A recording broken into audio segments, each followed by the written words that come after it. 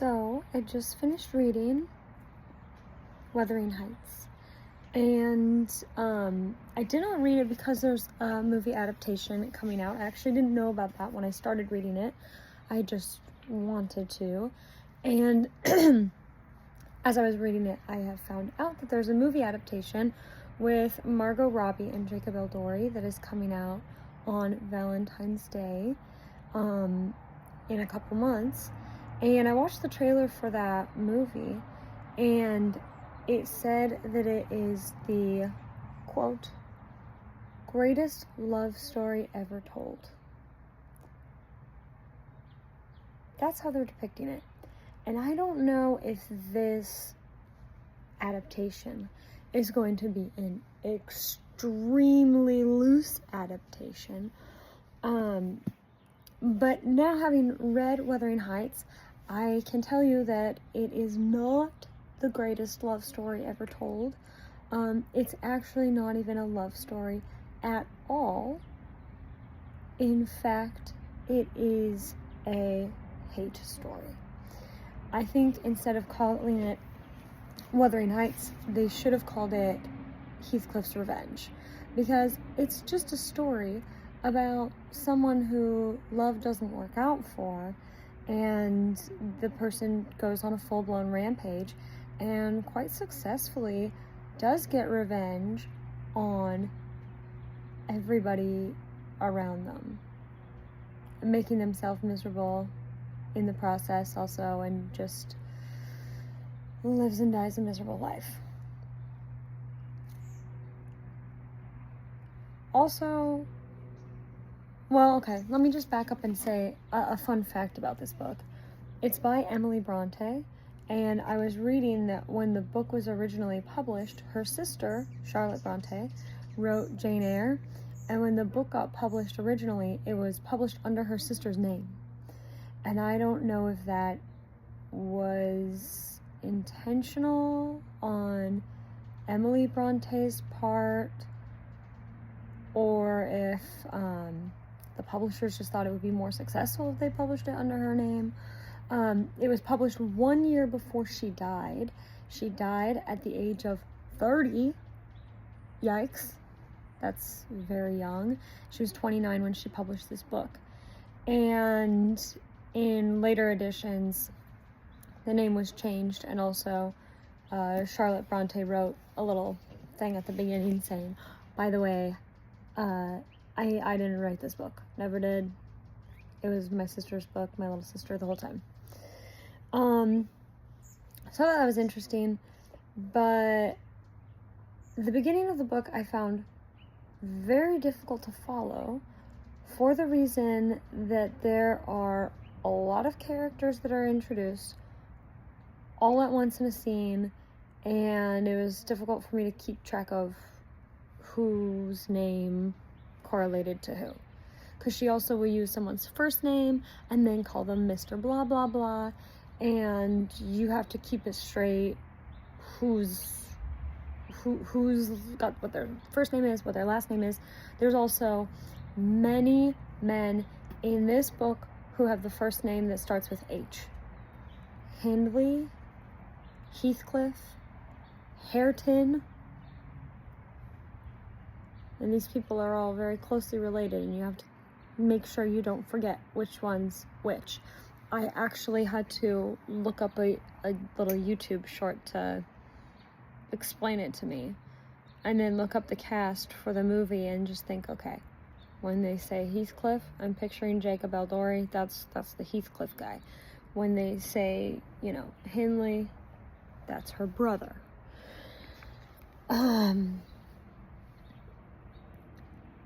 Yeah, let me look at my notes. So,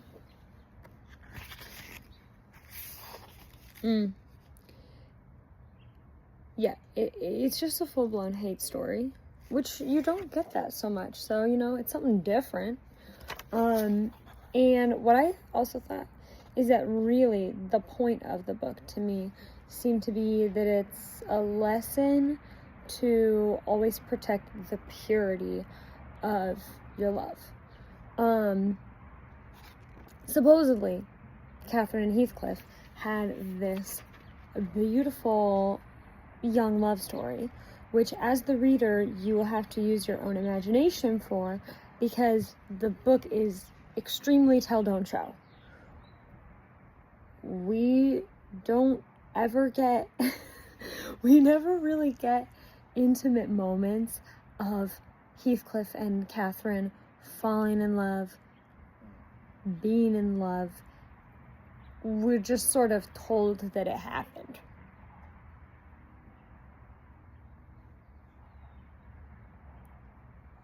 Which it would have been interesting to actually get glimpses into those moments, so that as the reader you feel more connected, their story feels more real. I don't know. But we're told that they fall in love at a young age and they're being raised together, and then the love just fully gets tarnished when Catherine chooses to try and take advantage of Edgar for her and Heathcliff's sake, according to what she told Nellie. There's really not a single character in the book that you can root for, because you're not really gonna love Edgar, because he's only characterized as somebody who is basically getting in the way of Heathcliff getting what he wants. Heathcliff is originally positioned to be someone you root for, because he's this like orphan who's looked down on, who's now falling in love with this girl. You know, you want things to work out for Heathcliff and Catherine,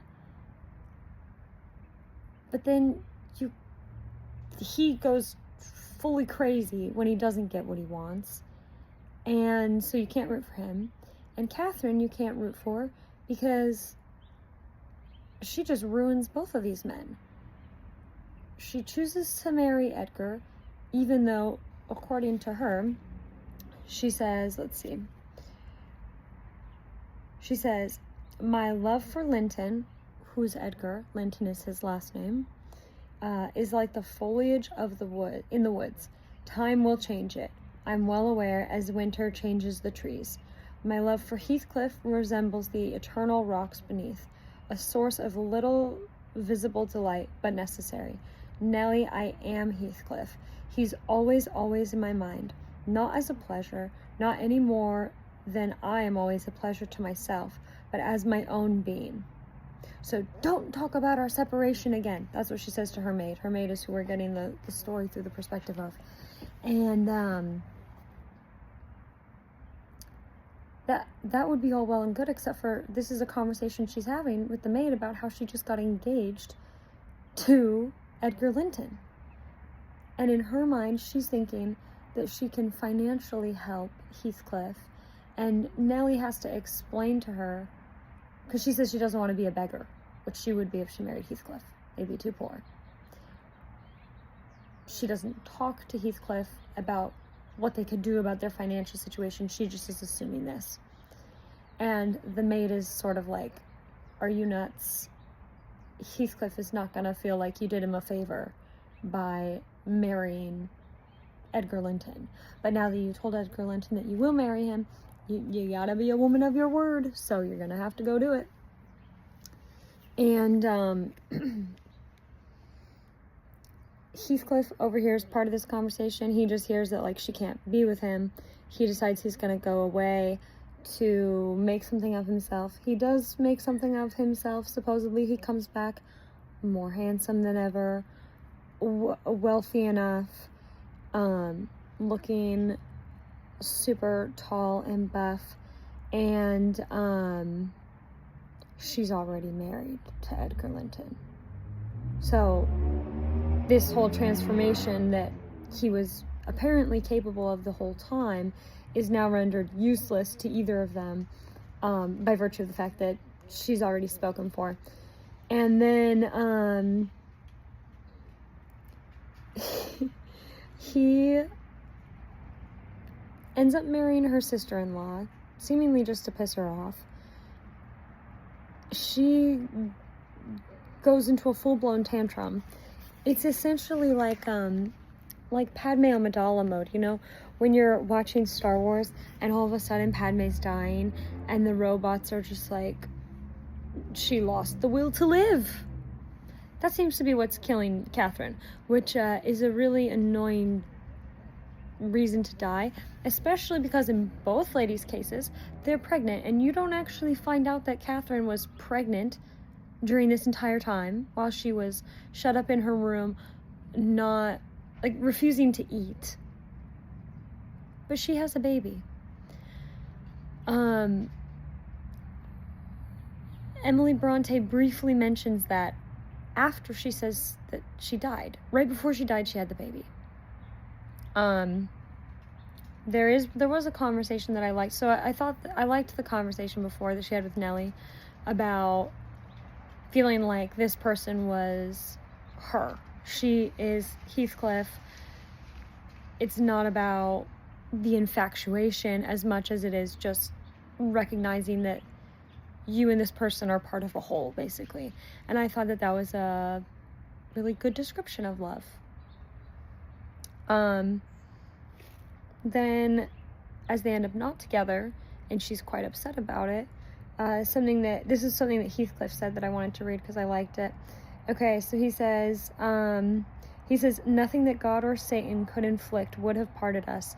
You, of your own will, did it. I have not broken your heart. You have broken it. And in breaking it, you have broken mine. I like that quote. I just liked her getting told off, I suppose, because, yeah, she messed it all up. And in a way that she felt was so self-sacrificing. But she actually sacrificed everybody. As much as she thought that she was the one who was, like, I don't know, gonna make it easy for everybody. In her mind, Edgar was gonna get what he wanted because he married her. Heathcliff was gonna be taken care of, and she was just gonna keep him around. But, yeah, so from there, she dies. You can't be sad that she died. And as her daughter's being raised, who is also named Catherine, as if all the names weren't difficult enough to keep straight in the first place, then Heathcliff basically just decides that he's gonna set her up with her cousin, make her marry her cousin, and she does marry her cousin, and he dies, and then she falls in love with her other cousin. And in this book, these two houses that they're all living in are 4 miles apart.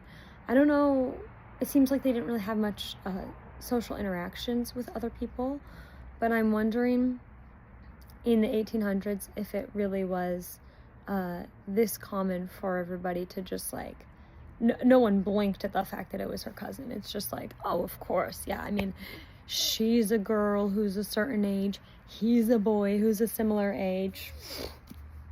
Yes, definitely get with your cousin.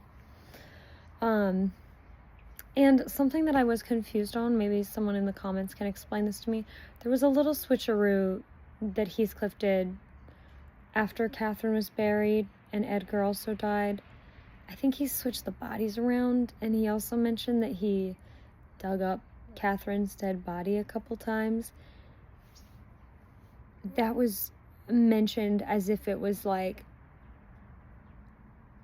just this passing thing, not that weird. I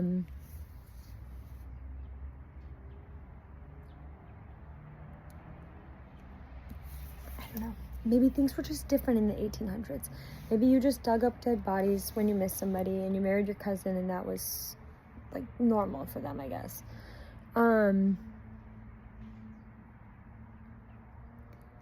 The story is an interesting reflection on regret. That's how I felt. Not that it was the greatest love story ever told, but rather a deep dive into regret. And you see the regret in Catherine that kills her. You see the regret in Heathcliff that pushes him to, take revenge on everybody. And that's what I thought of the book. It was interesting because you don't really get a lot of books that are revenge plots, exclusively about a revenge plot. I listened to it once. I probably wouldn't re-listen to it. I did an audio. I always do. I often will do an audio and then I follow along in my book. It's a classic. I think it's worth a once through. It's not my favorite book, but it was interesting. So if you're interested in reading it, you should read it before you watch the movie. If you're thinking about watching, there's an old movie, which maybe I should go and watch now, with Ralph Fiennes or Phineas or Ralph Fiennes, Lord Voldemort. I don't know how to pronounce his last name, but he played Heathcliff back in the day. But yeah, I'm interested to see this movie. I know it's an adaptation, and I can only imagine that they might stray from the plot significantly so. I'm excited to see it. Margot Robbie's usually pretty good. So, anyways, that's my review of Wuthering Heights.